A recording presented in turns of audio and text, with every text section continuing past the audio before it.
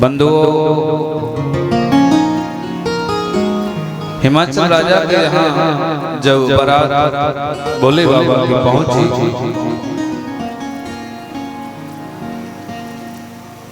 तो बंधुओं भोलेनाथ की बारात के स्वागत के लिए हिमाचल राजा ने एक कमेटी बनाई और कमेटी के अध्यक्ष को ये व्यवस्था सौंपी गई कि जैसे बारात आए तो तुम्हारा कर्तव्य बनता है कि आप उसका स्वागत करें। बंधु, आज भी जब बारात आती है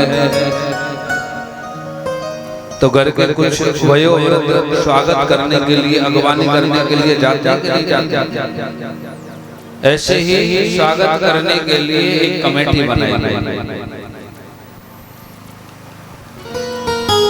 भोलेनाथ की बारात आई, कमेटी का अध्यक्ष हाथों में पुष्प की माला लेकर के स्वागत करने के लिए नगर से बाहर गया। तो आगे भगवान विष्णु आ रहे थे। भगवान विष्णु इतने सुंदर थे कि जो कमेटी का जो अध्यक्ष था उसने सोचा कि यही दूल्हा है जो इतने सुंदर है। तो कमेटी के अध्यक्ष ने जो पुष्प की माला थी वो विष्णु भगवान के गले में डाल विष्णु भगवान के गले में जब पुष्प माला डाली और कहा कि आपका हमारे हिमाचल राजा के यहाँ बहुत स्वागत है, अभिनंदन है, वंदन है। विष्णु भगवान कहने लगे, देखो आप जो हमको समझ रहे हो वो नहीं है, आप जो हमको समझ रहे हो वो नहीं है। तो आप दूल्हा नहीं है। बोले हम दूल्हा नहीं है। दूल्हा कहाँ है? दूल्हा पीछे है। कल मैंने बताया था ना, जब खुशी का जब माहौल होता है, खुशी की जब बारी आती है तो हमारे ही लोग हमको हमारी खुशी में पीछे छोड़ देते हैं और आप आगे निकल जाते हैं।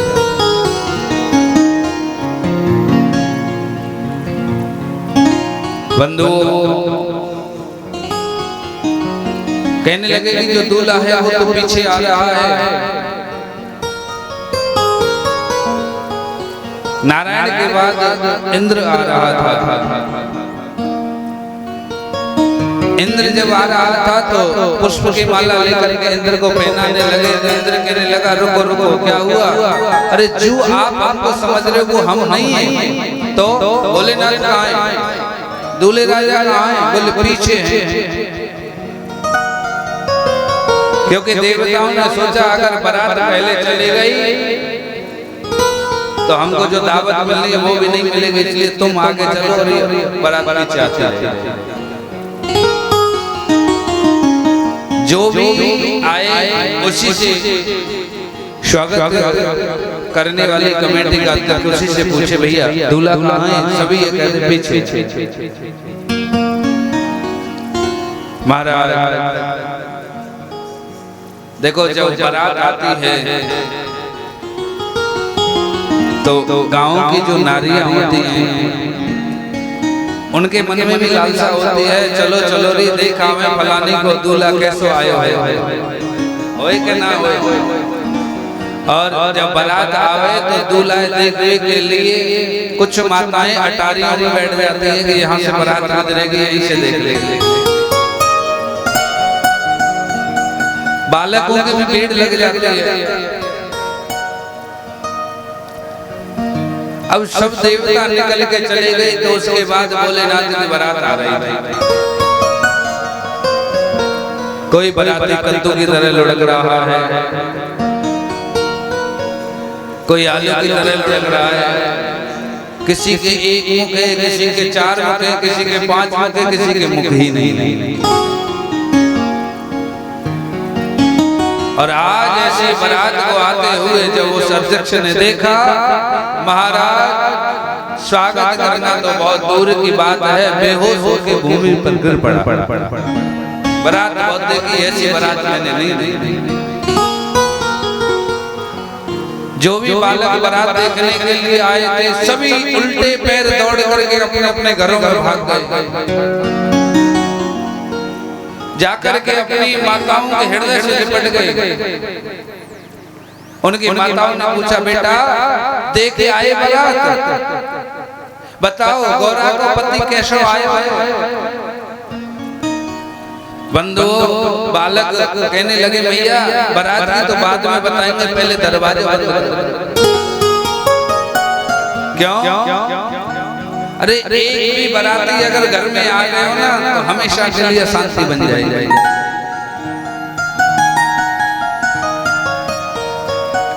इधर जो कमेटी के अध्यक्ष था स्वागत कमेटी का, उसे होश आया, वो वापस गया और वापस गया तो वहाँ किसी ने पूछा, जैसे बारात की अगवानी करके लोग लौटते हैं तो कोई ना कोई पूछ लेता है, भैया अगवानी हो गई? तो ऐसे ही किसी ने पूछा उस अध्यक्ष से, भैया आप जो गौरा की बारात का स्वागत करने के लिए गए थे, अगवानी हो गई, स्वागत हो गया? अब वो तो वैसे गुस्से में था, क्योंकि बारात ऐसे आज तक नहीं देखी, तो गुस्से में कहने लगा, हाँ हो गई। पूछने वाले ने कहा, भैया गुस्सा में क्यों बता रहा है, प्यार से बता दे। अरे बारात का स्वागत हुआ कि नहीं हुआ? दोबारा चिल्ला के बोला, अरे तुझे ज्यादा स्वागत की पड़ी है तो तू खुद चला जा, जाके तू कर। समझ गए कि कोई ना कोई लीला अब वो बारात आने लगी। अच्छा, बारात जब आती है बेटी वाले के दरवाजे पे तो द्वार पूजन होता है कि नहीं होता है? द्वार पूजन का अर्थ क्या है? द्वार पूजन का अर्थ क्या है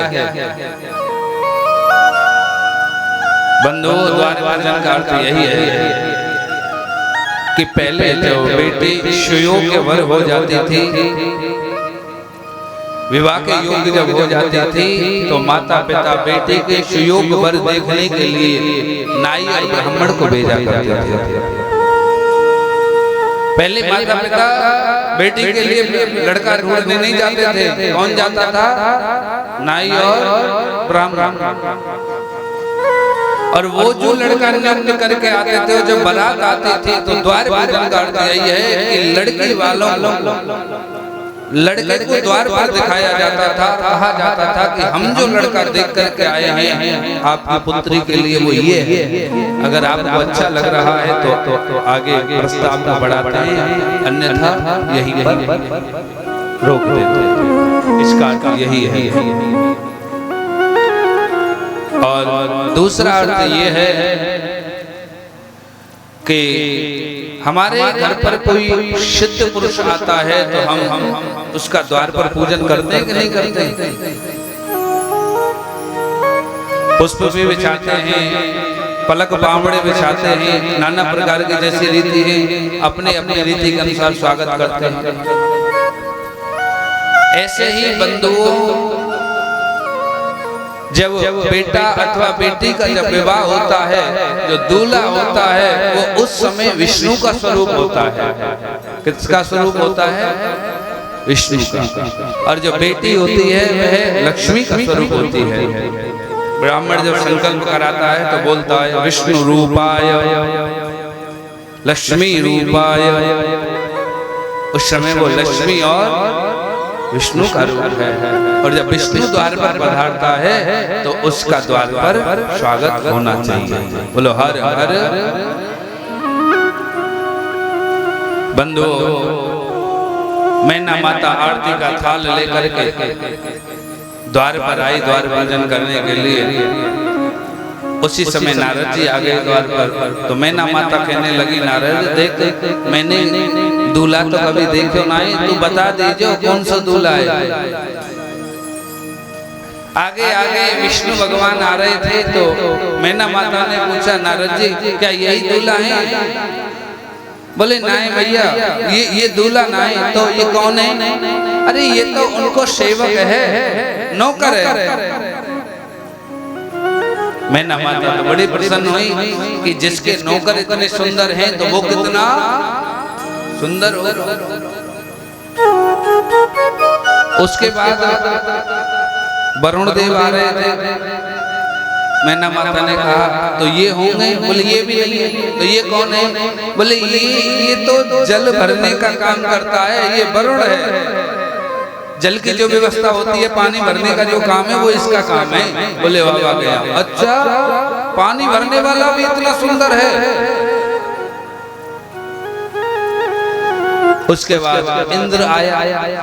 अच्छा इंद्र भी सुंदरता में कम नहीं। इंद्र को देख करके मैना माता कहने लगी तो ये होगा? बोले ये भी नहीं है। ये कौन है? नारद जी कहने लगे मैया ये तो भोले बाबा का खजांची है, हिसाब किताब रखने वाला है।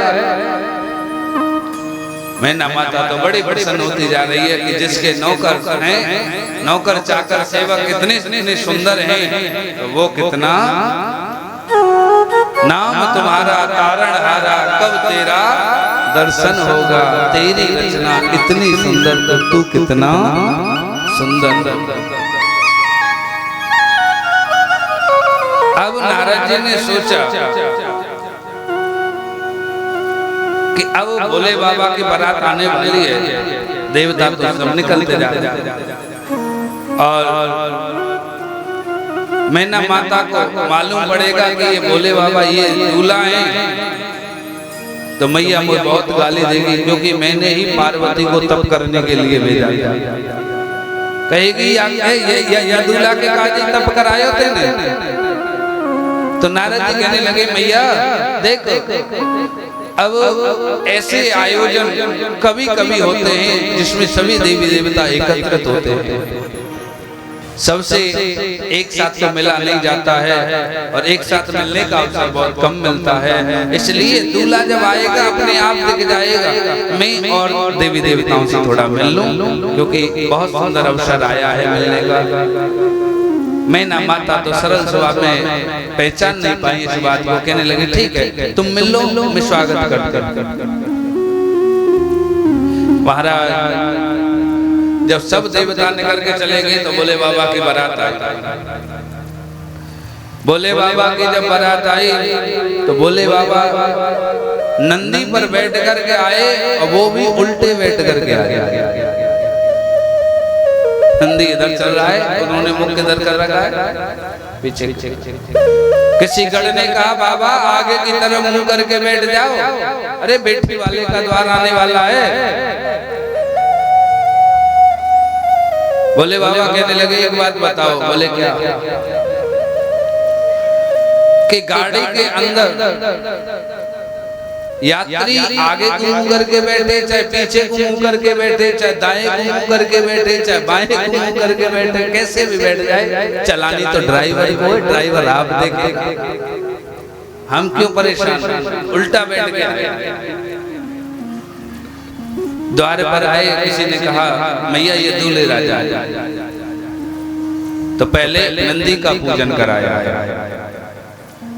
नंदी का पूजन हो गया। एक गढ़ ने कहा बाबा अब तुम बेटी वाले का दरवाजा आ गया, अब तो मुंह कर लो आगे की तरफ। भोलेनाथ कहने लगे मुंह क्या करना है, ऐसा करो नंदी को पकड़ के घुमा दो, हमारा मुंह अपने आप आगे हो जाएगा। नंदी को पकड़ के घुमाया, भोले बाबा का मुंह बेटी वाले के दरवाजे के। जो भोले बाबा के स्वरूप को देखा, आज देखते ही मैना माता तो मूर्छित होकर के गिर पड़ी। कहीं दीपक है, कहीं थाल है, कहीं जल का लोटा है। और जैसे मूर्छित होकर के गिरी तो आनंद आनंद सभी लोग उठा करके महल में ले गए। बंधुओं आपने देखा होगा बारात में कुछ लोग तो इसलिए जाते हैं कि बारात में कोई व्यवस्था खराब ना हो जाए, लेकिन कुछ लोग ऐसे भी होते हैं देखने में तो अपने लगते हैं लेकिन अंदर से कोशिश करते हैं कि कैसे भी इसका उपहास हो। कोशिश यही रहती है कैसे भी बात बिगड़े। बंधुओं, आज जब मैना माता मूर्छित हो गई तो किसी ने कहा, बाबा अरे बेशर्मों की तरह यहाँ क्यों खड़े हो, थोड़ी तो लज्जा करो। जिसे दुल्हन की माँ मूर्छित होकर के दूल्हा को गिर जाए तो क्या वो अपनी बेटी का विवाह दूल्हा के साथ करेंगे? कभी नहीं करेंगे। अरे तुमको देख करके दुल्हन की माँ मूर्छित होकर गिर गई और अभी भी तुम आस कर रहे हो कि मेरा यहाँ विवाह हो जाए, यही खड़े हो, चलो कैलाश पर वापस चलते हैं। लेकिन मैंने अभी कहा था ना कि हर स्थिति में आनंद को खोजना चाहिए। तब हर स्थिति में आनंद खोजोगे तभी जाकर के वो परमानंद मिलेगा, वैसे नहीं मिलेगा। बोले बाबा कहने लगे, देखो भाई तुम्हें मालूम नहीं है वो मूर्छित क्यों हुई, क्यों हुई? देखो मैना माता जब आरती का थाल लेके आई और आरती का थाल लेकर के आई और जब मुझे देखा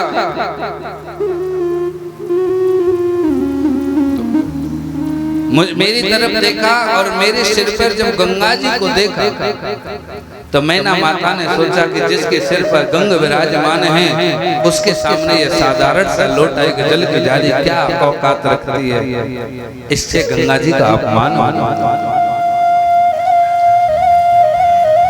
बोले दीपक क्यों गिरा? चलो जल की जारी गंगा जी की वजह से गिर गई। दीपक क्यों गिरा? कि दीपक इसलिए गिरा कि जैसे ही मैना माता ने देखा गंगा जी से थोड़ी सी नजर नीचे उतारी तो यहाँ क्या विराजमान है बाबा के? चंद्रमा। मैना माता ने सोचा जिसके सर पर चंद्रमा विराजमान है, जो स्वयं प्रकाश पुंज है, जो दूसरों को प्रकाश देता है, ऐसे प्रकाश पुंज को छोटा सा दीपक दिखा के कैसे अपमान करना, इसलिए वो गिर गए। बोले फिर मैया मूर्छित क्यों हुई? तो बोले नाथ कहते हैं कि मैना माता इसलिए मूर्छित हुई कि जैसे गंगा जी के दर्शन किए, चंद्रमा के दर्शन किए और दर्शन करते करते जब नीचे नजर उतरी और मुखार बिंद को देखा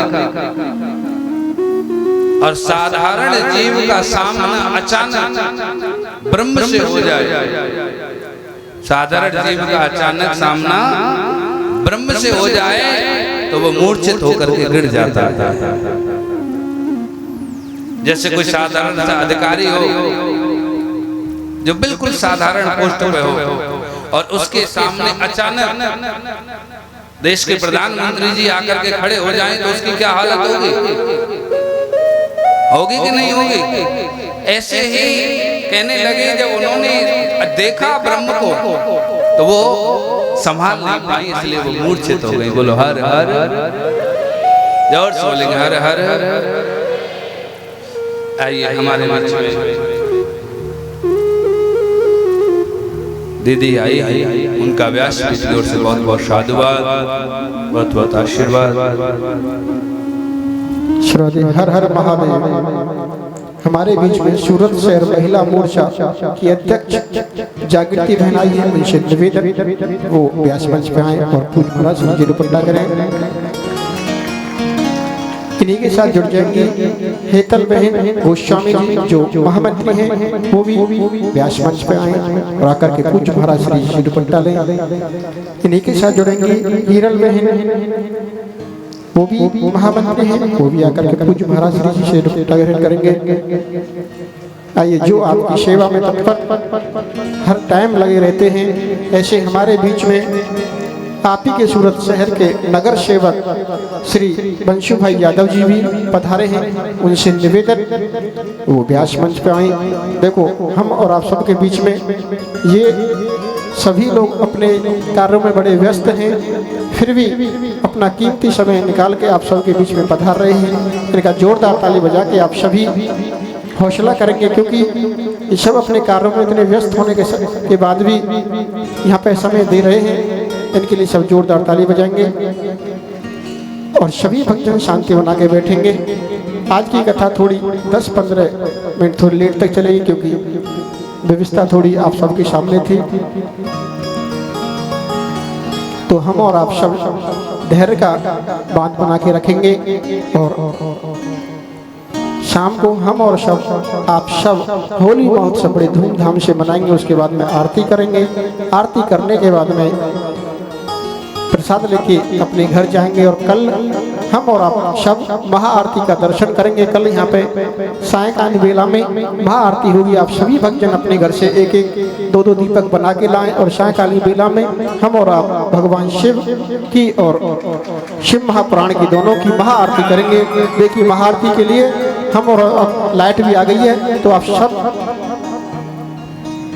कल हम और आप महाआरती का दर्शन करेंगे और शिव महापुराण की महाआरती भी करेंगे।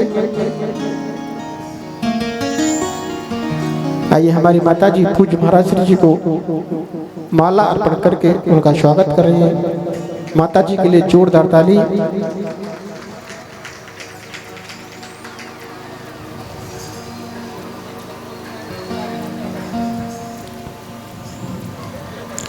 आइए हम पुनः पूज्य महाराज श्री जी से जुड़ेंगे और कथा की ओर ध्यान देंगे, कथा सुनेंगे। हर हर महादेव।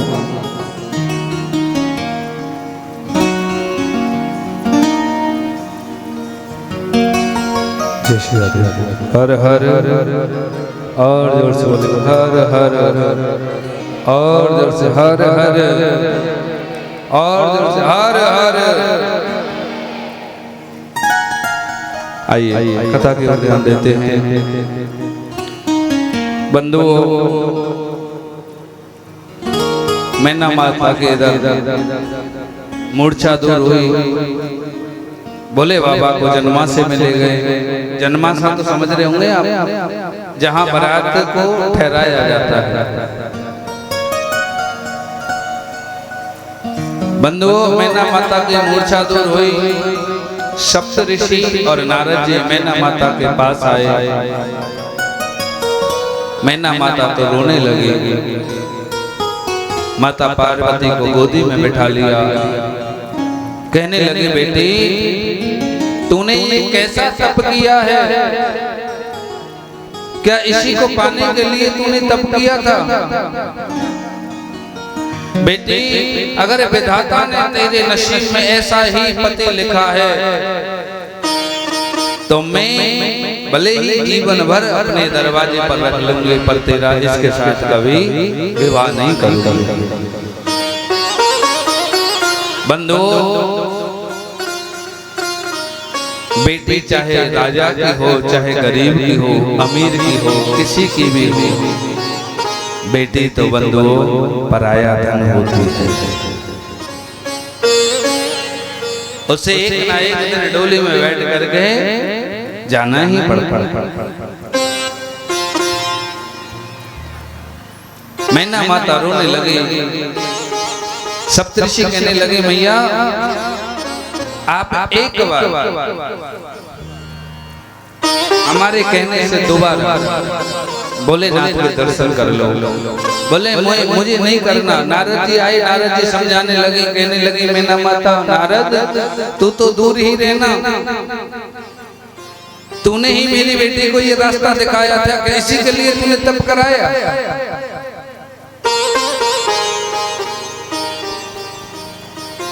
मैं अपनी बेटी को लेके पहाड़ से छलांग लगा दूंगी, स्वयं अपनी आत्महत्या कर लूंगी, बेटी की आत्महत्या कर लूंगी, मगर ऐसे के साथ मैं अपनी पुत्री का विवाह कभी नहीं करूंगी।